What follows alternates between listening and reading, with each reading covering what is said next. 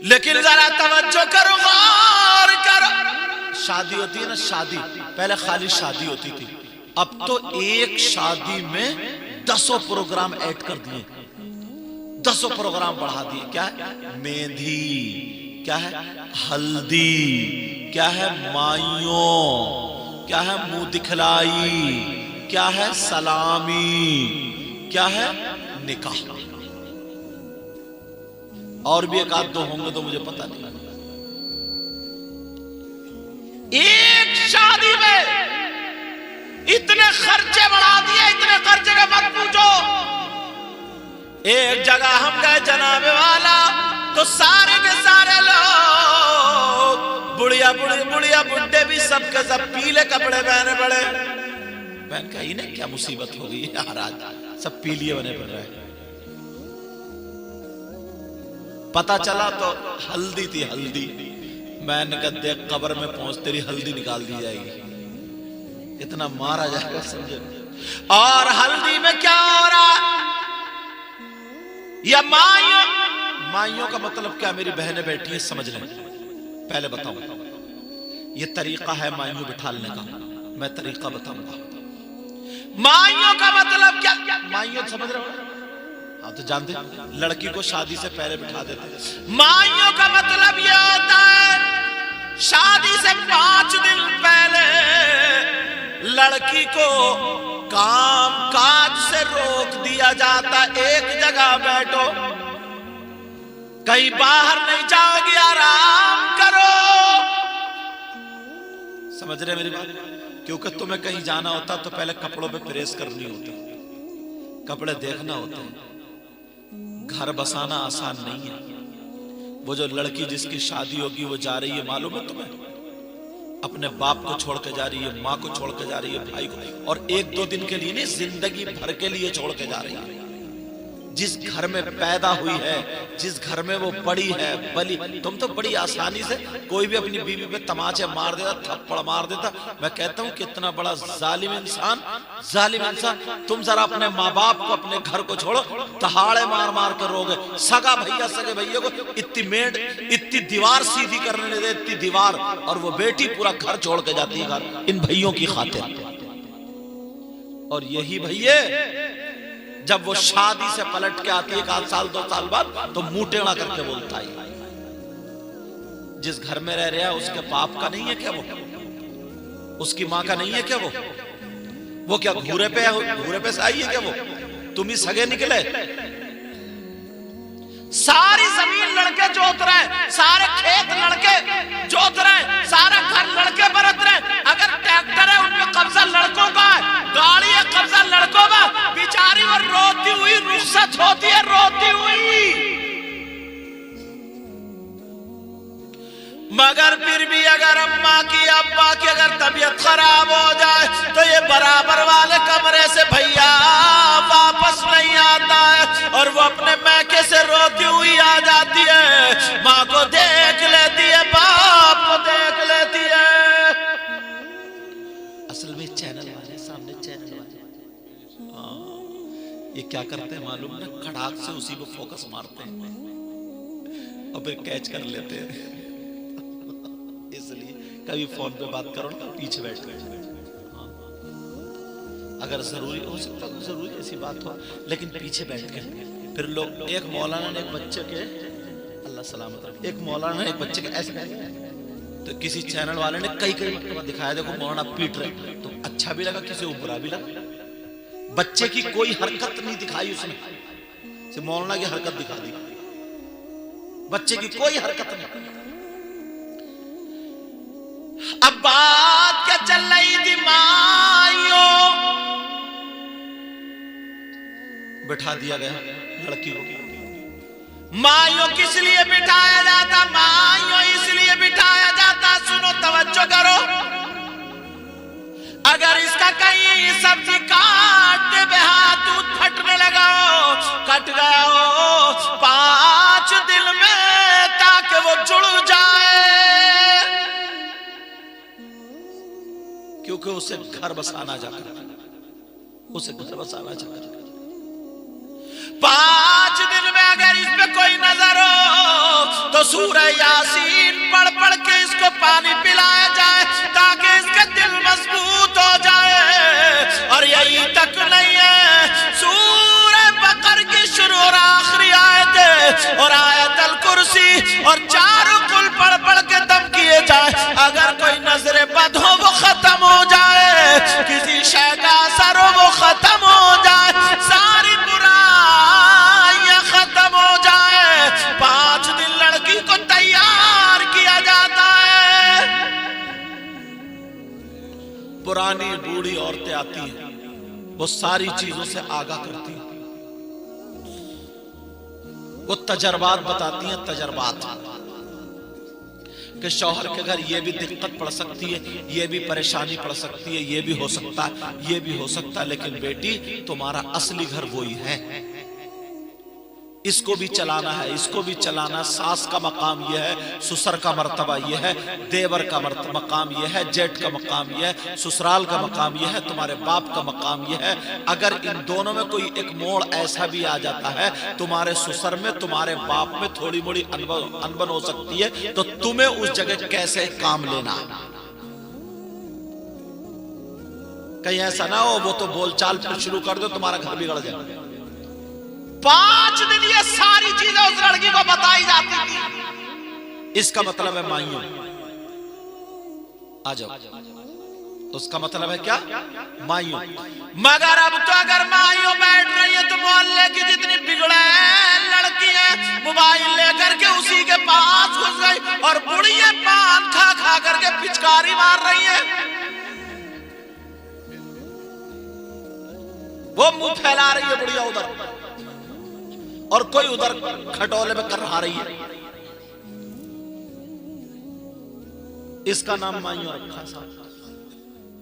अब वो लड़की हंसी मजाक कर रही है, ठिठ कर रही है, थोड़ी बहुत अगर सुधरी हुई थी तो उसे और गुदगुदा के बिगाड़ रही है।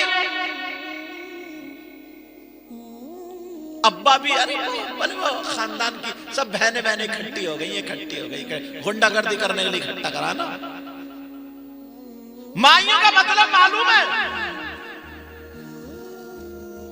पहले पारा याद करना पड़ता, उसके बाद जाकर के मुसल्ले पे खड़ा हुआ जाता है। इतना आसान समझ लिया। मगर मोहल्ले की जितनी लड़कियां मोबाइल ले लेकर गए, बंबई में जो शादियों में हो रहा वो उसे दिखा दिखा करके बिगाड़ रही है और कह रही है कि घबराना मत, परेशान मत होना, अगर ऐसे चले तो ऐसे चलना, ऐसे चलना। सारे काम उसे उल्टी पढ़ाई जा रही है। अब घर ही नहीं चलते। नबी की बेटी फातिमा से अच्छी किसी की बेटी होगी? कितना ऊंचा मकाम था, कितना आला मकाम था, कितना अच्छा मकाम था, मगर कहां। समझे बेटा, ख्याल रखो, ख्याल। ऐसे हालात नबी की बेटी से अच्छी किसी की बेटी नहीं हो सकती। जाहिरी तौर पर हजरत अली के घर में क्या था? फातिमा का ये मकाम था, अगर जन्नत से खाना मंगाए तो आ जाए, अगर जन्नत से कपड़े मंगाए तो आ जाए। पूरे उनके बच्चों को झूला झुलाने आया करती थी, फरिश्ते आया करते थे।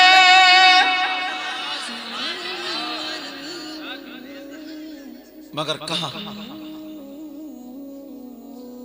और आज हजरत अली के घर में क्या मिला? 2-2 दिन से भूखी है, 3-3 दिन से भूखी है। वो तो निकल के दूसरे दिन चली जाती, मगर बाप ने ये कहा था बेटी जा तो रही है, अब मुझसे ज्यादा तुझ पर तेरे शौहर अली का हक है।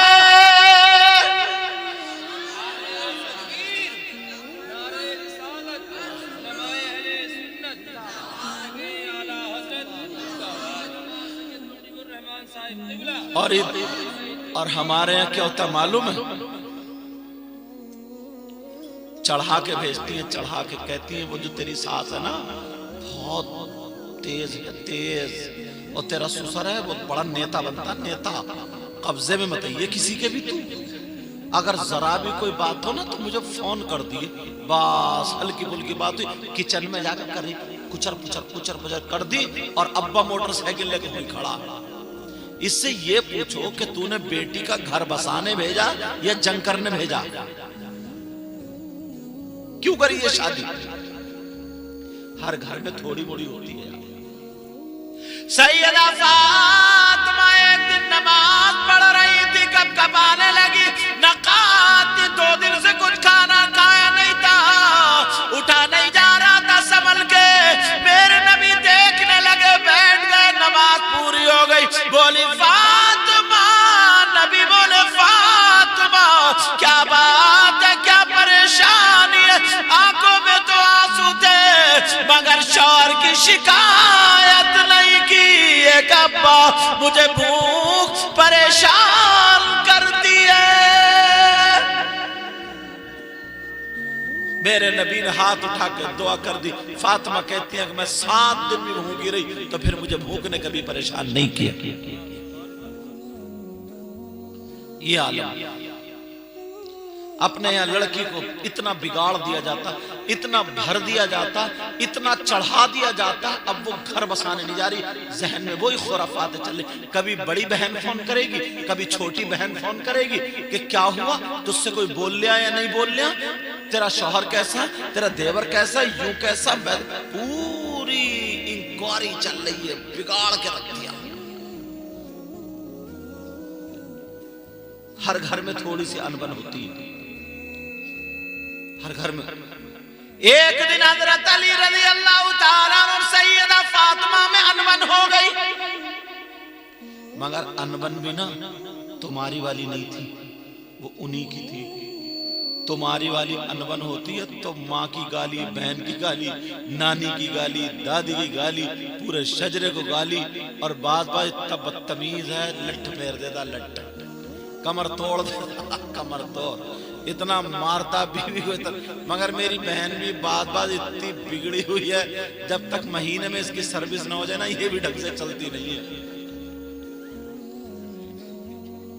कह रहे हैं सही बात है, लग रहा है ये भी सर्विस करते हो।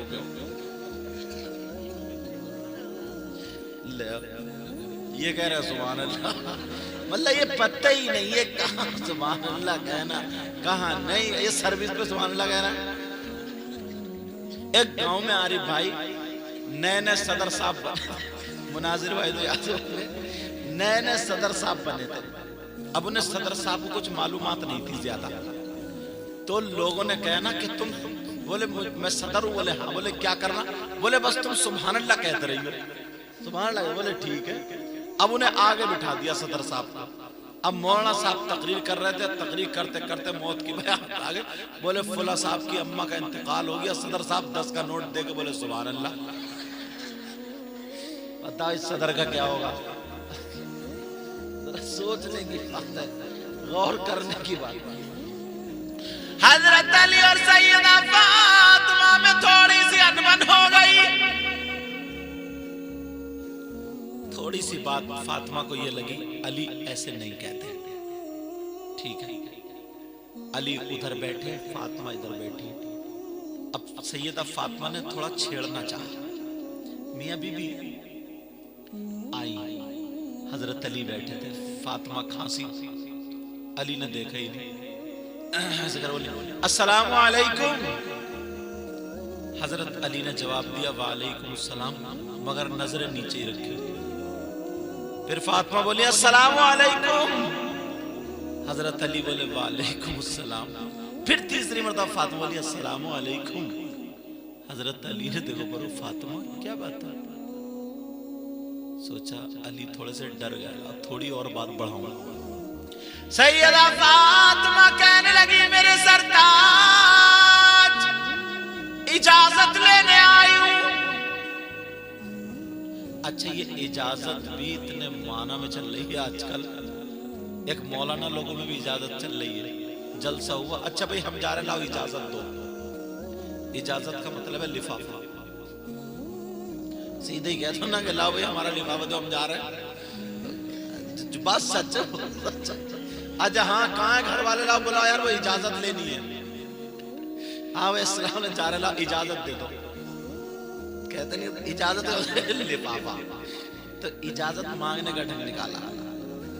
तुमने बहुत इजाजत ली होगी जाते टाइम। अल्लाह सलाम रखे।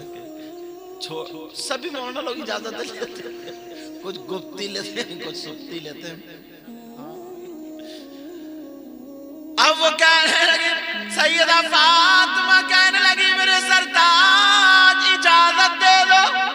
इजाजत लेने आई। हजरत अली बोले काय की इजाजत? किस चीज की इजाजत? फातिमा कहने लगी, मैं अपने मैके जा रही हूं, अब्बा के घर जा रही हूं, इस चीज की इजाजत लेना है। हजरत अली बोले फातिमा क्यों क्यों जा रही? फातिमा ने और बात पढ़ाई थोड़ी सी, कहा मैं आपकी शिकायत करने अपने मैके जा रही हूं। अरे अब यहां से रुख बदल गया, शिकायत करने जा रहे। हजरत अली बोले फातिमा मेरे आका से तुम इजाजत, मेरे आका से मेरी शिकायत करने जा रही हो? नबी तक अगर मेरी शिकायत पहुंची तो मैं तो खत्म हो जाऊंगा। हजरत अली रोने लगे, इतना रोए, आंखों में से आंसू निकल के दाढ़ी में निकल के यहां का पैराहन भीग गया। अब हजरत अली रो करके कह रहे फातिमा जाओ, तुम्हें इजाजत है, जाओ चली जाओ, मेरी शिकायत कर देना, चली जाओ, मगर जाने से पहले मेरे लिए दुआ कर जाओ। जब तुम नबी के पास पहुंचो और मेरी शिकायत पहुंचे, उससे पहले पहले अली का इंतकाल हो जाए। अब फातिमा भी कांप रही, मैं तो बात हंसी में कर रही थी, सीरियस हो गई, बात सीरियस हो गई। कभी कभी ऐसा होता ना, मियां बीवी में हंसी की बात चलती है, बढ़ते सीरियस भी हो जाती है। अरे कोई बात ना कुछ, कोई ना कोई, उधर से उसने उल्टी कह दी तो हमें बुरी लग गई, हमने कुछ उल्टी कह दी तो वो तो उल्टी चल पड़ी। और वैसे भी बीवी ज्यादातर उल्टी चलती है। अरे बोलते क्यों नहीं? ज्यादातर बीवी उल्टी चलती है, सीधी तो बहुत कम चल। उल्टी अगर समझाओ तो सीधी चलेगी।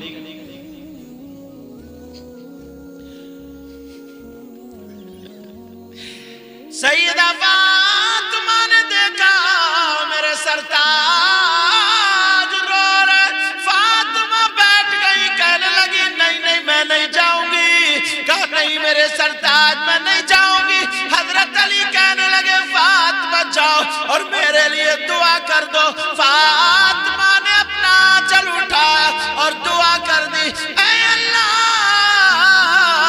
मेरे अली की उम्र और इज्जत में बरकतें अता फरमा दे। बीबियां दुआएं करती अपने शौहर के लिए। दुआएं क्या करेंगे जब मैं कभी नहीं करती अपने शौहर के लिए। पूरा महीना सड़ा हुआ मूल्य हुई घूमती रहेगी, और जहां कोई शादी आएगी, ब्याह आएगी, तो ब्याह आएगा तो फौरन साबुन पे को भागेगी और पता नहीं कौन कौन सा क्रीम पाउडर, मार्केट को जाएगी तो क्रीम पाउडर, यहां तक के इतनी आगे बढ़ गई। अगर मैयत में भी जा रही है, मोटरसाइकिल स्टार्ट है, कह रहे रुक जा, थोड़ी सी रह गई, थोड़ी सी रह गई। ऐसा हाल है, ऐसा हाल। अगर मैयत में भी जा रही और इतने बुरे हालात है, इतने बुरे के मत पूछो। पता चला ना एक साहब का जब इंतकाल हुआ, सुनने की बात है, तो वो खेत पे थे, उन्होंने लड़के को भेज दिया, जाओ कह दो कि खालू का इंतकाल हो गया। ये नहीं सुनाऊंगा, बहुत वायरल हो गई, खालू मर गए। ये बहुत चल रही, इसको छोड़ दो। मोटरसाइकिल में स्टार्ट होकर आती, बुरखा ओढ़े पड़ी है, मगर चोंच लाल जरूर करेगी, और मैयत में जा रही है। अच्छा नहीं है ऐसा, कह रही बस 1 मिनट रुक जाओ, 1 मिनट रुक जाओ, 1 मिनट रुक जाओ, 1 मिनट। धड़ाधड़ चल रही, धड़ाधड़। लेकिन जरा सुनो सैयदा फातिमा, ऐ अल्लाह मेरे अली की उम्र और इज्जत में बरकतें अता फरमा दे। हैं बीवियां ऐसी जो अपने शौहर के लिए दुआएं कर रही हैं, बल्कि दुआएं क्या करती हैं, रो रो को कहती हैं, ऐ अल्लाह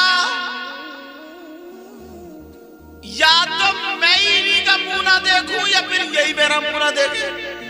मतलब या तो ये फिनिश या फिर आई एम फिनिश, यही तो मतलब है। या तो ये फिनिश या फिर मैं फिनिश। इशारा नहीं देखा तुम, समझ रहे मेरी बात? अब ये दुआ ये बद्दुआ।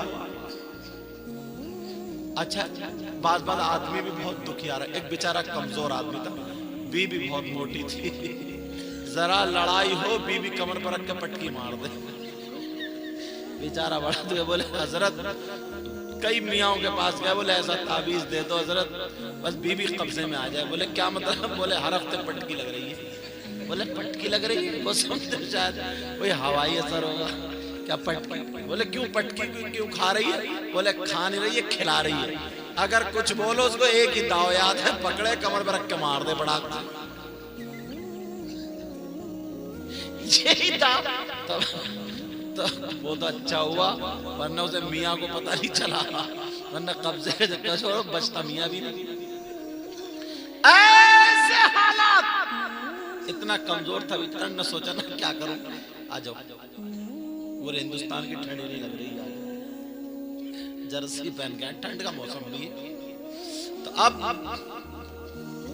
उधर जो है ना वो करे, बोले या अल्लाह या तो तुम मुझे उठा ले या फिर इसे उठा ले। ये कहने वाला तो बोले या अल्लाह या तो मुझे उठा ले या फिर बीवी बोली या फिर, तो बोला या फिर भी मुझे उठा ले।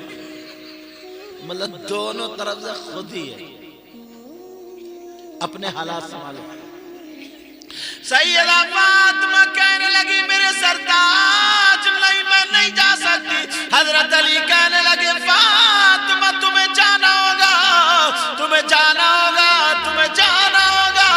सैयदा फातिमा शौहर का कहना जरूर मानती, रोती हुई जा रही है, दरवाजे पर पहुंच गई, रो के कहने लगी मेरे सरताज मुझे बुला लो। अली घर में रोते हुए रह गए, फातिमा चलती चली जा रही है। उधर मेरे नबी को पता चला बेटी अपनी दामाद की शिकायत करने आ रही है, मेरी बेटी दामाद की शिकायत करने आ रही है। मेरे नबी ने दरवाजा बंद कर लिया। ओ लोगों तुम अपनी लड़कियों को गलत शय देते हो कि फोन कर दिए मैं आ जाऊंगा, दबिए मत मैं हूं तेरे पीछे से। उधर मेरे नबी को देखो दरवाजा बंद कर लिया। है किसी की बेटी ऐसी? अब गई फातिमा रोती हुई जा रही है, उधर हजरत अली रो रहे हैं। फातिमा दरवाजे पे पहुंची तो दरवाजा बंद। अब नबी अंदर, और ये बेटी वो है मालूम है, जब फातिमा आती थी ना तो नबी अपनी फातिमा के लिए खड़े हो जाते थे, खड़े। पूरी दुनिया आका के लिए खड़ी और आका फातिमा के लिए। एक मर्तबा फातिमा को देखा, देख के मुस्कुराने लगे। फातिमा बोली अब्बा जान मुझे देख के मुस्कुरा क्यों? कहा बेटी मैंने जन्नत की हूरें देखी मगर मेरी इस फातिमा का जवाब एक भी नहीं। एक दिन सीने से लगा के बोले बेटी पूरी दुनिया को सुकून तुम्हारे बाबा से मिलता है और तुम्हारे बाबा को सुकून उनकी बेटी फातिमा से मिलता है।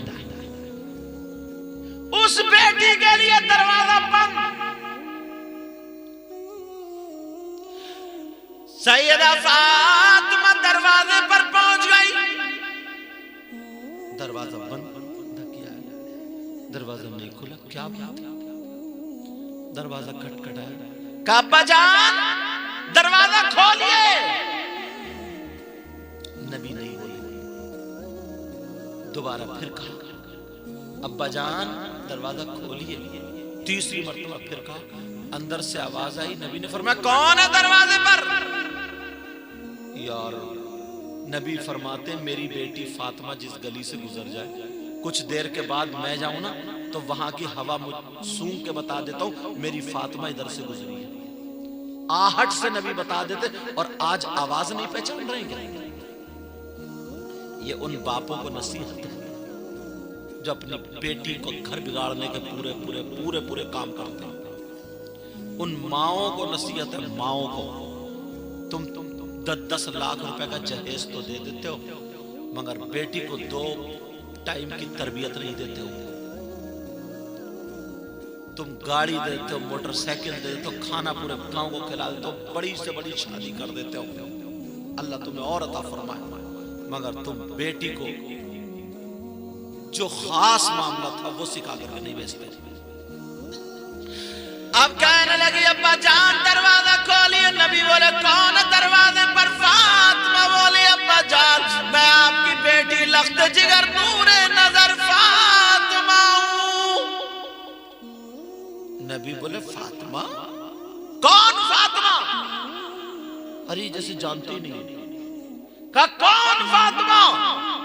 जब इतना कहा तो फातिमा अलग, अरे बाबा पहचाना नहीं मुझे? अब्बा जान मैं आपका दिल का टुकड़ा, मैं वो फातिमा हूं जिनके बारे में आपने कहा मेरी बेटी जन्नती औरतों की सरदारा है, सरदारा। तो कौन सरदारा, कौन फातिमा, कौन दिल का टुकड़ा, कौन लगते हैं? तीसरी मर्तबा फिर का बजान मैं इमाम हसन की मां फातिमा हूं। किसकी मां? इमाम हसन। मित्र तवज्जो दो, हसन की मां फातिमा। अच्छा हसन की मां फातिमा, मगर मेरे नबी ने दरवाजा नहीं खोला। नबी ने फिर फरमाया कौन हसन, कौन हसन, कौन फातिमा। जब इतना कहा तो फातिमा के पांवों के नीचे की जमीन निकल गई और रोने लगी, रो करके हिचकियां लेने लगी। और नबी की बेटी फातिमा कह रही है ओ मेरी बहनों सुनो, ओ भाइयों सुनो, जो अपनी बेटियों को गलत शय दे करके घर तुड़वाते हो। फातिमा बोली अब्बा जान मैं हुसैन की मां फातिमा हूं। नबी बोले कौन हुसैन, कौन फातिमा? मेरे नबी जुमे के दिन खुतबा पढ़ रहे थे, हुसैन आए हुजरे से गिर गए, नबी ने खुतबा रोक दिया, जाकर के हुसैन को उठाया। और आज कह रहे हैं कौन हुसैन? संभल के बैठो बेटा, इधर आओ, पीछे हजरत के पीछे, इधर आओ, अदब सीखो। कौन हुसैन? तवज्जो रखो जरा मेरी तरफ। मेरे नबी नमाज पढ़ रहे, हुसैन सजदे में, नबी सजदे में, हुसैन पीठ पे आकर के बैठ गए।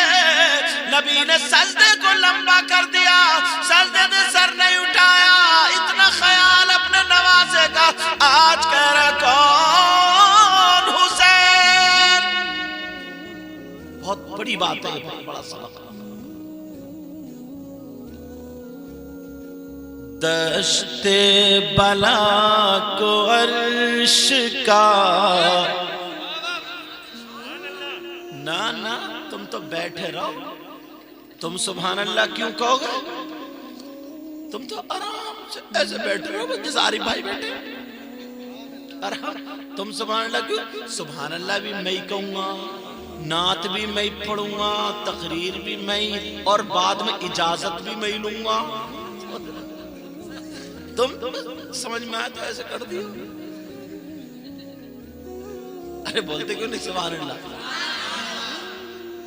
अब भी लगा नहीं लगा?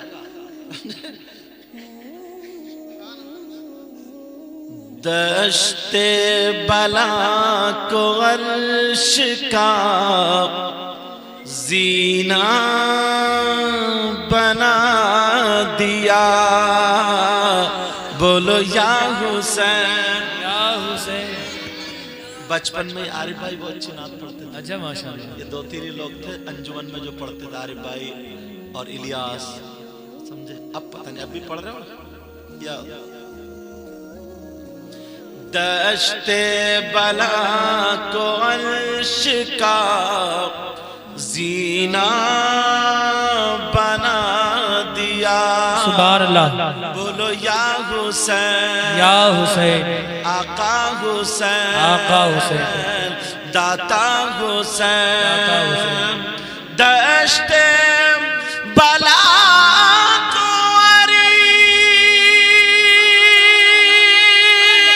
अर्श का जीना बना दिया और जंगल को मुस्तफा का मदीना बना दिया। नारे तकबीर, नारे रिसालत, उलमाए अहले सुन्नत, मसलके आला हजरत हजरत अल्लामा सैयद मुकीमुर रहमान साहिब क़िबला। नारे तकबीर, नारे रिसालत। पता नहीं किस किस की बिगड़ी बन जाए। वाकई मैं सोया नहीं हूँ तकरीर करके और भागा चला। 4 घंटे हजरत फ्लाइट लेट हो गई, मगर ये इनके साथ भाई की और उनके बहनोई साहब की और हजरत इन लोगों की दुआएं थी जो मैं आ गया। मैंने कार उनसे जोए में मंगा ली, वहीं मंगा ली, वहीं उतर के और वुजू बना के साफा पहन कर ऐसे ही चला, समझे। तो आप कहोगे या हुसैन बोलोगे? या हुसैन। क्या बोलोगे? या हुसैन। दश्ते बला को अर्श का जीना बना दिया। बोलो या हुसैन। दश्ते बला को अर्श का जीना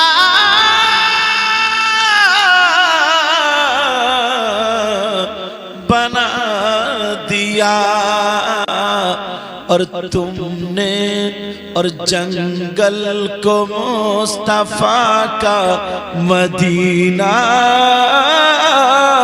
बना दिया। ये नारा लगा, ये लगा।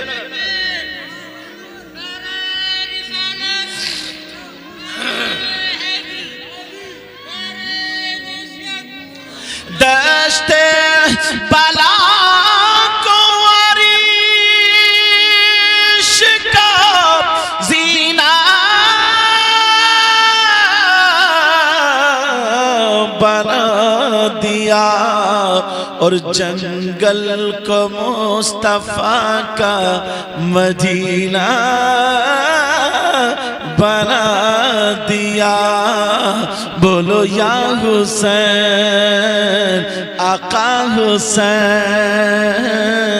मौला हुसैन, दाता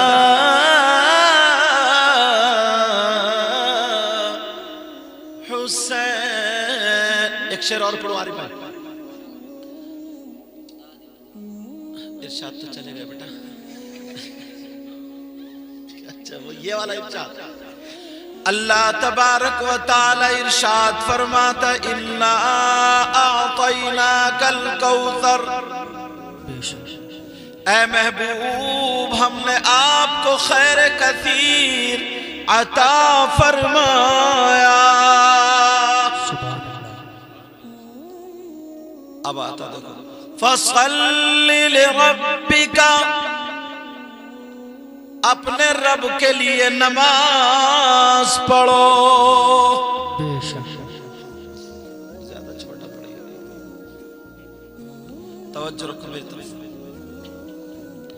फसल्लि लिरब्बिका, अपने रब के लिए नमाज पढ़ो। वनहर, और कुर्बानी करो।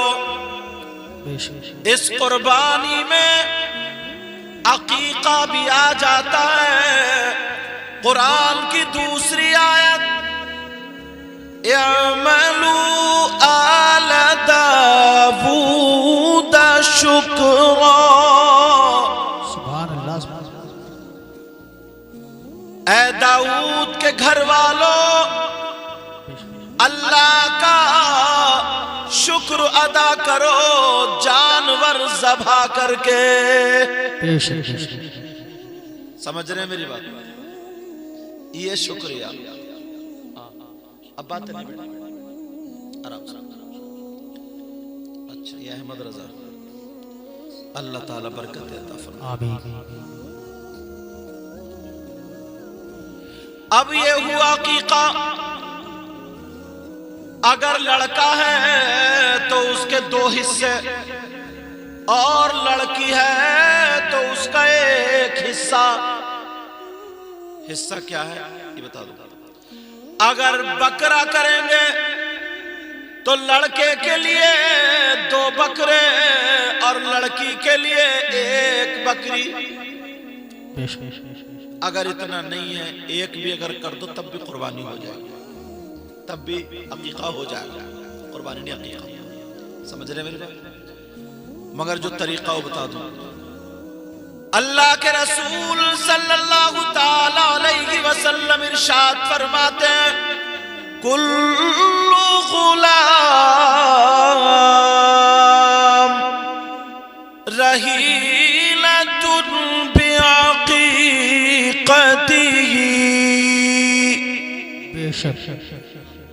हर बच्चा अपने अकीके के जरिए गिरवी हो जाता है।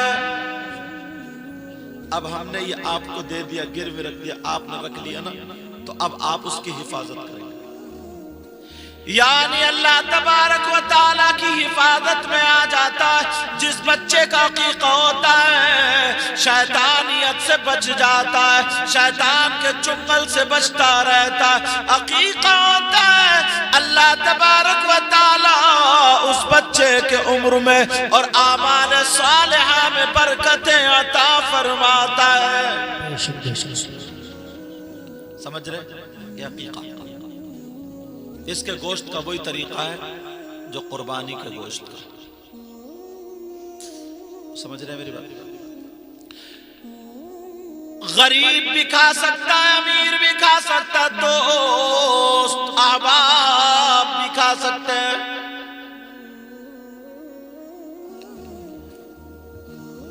अकीका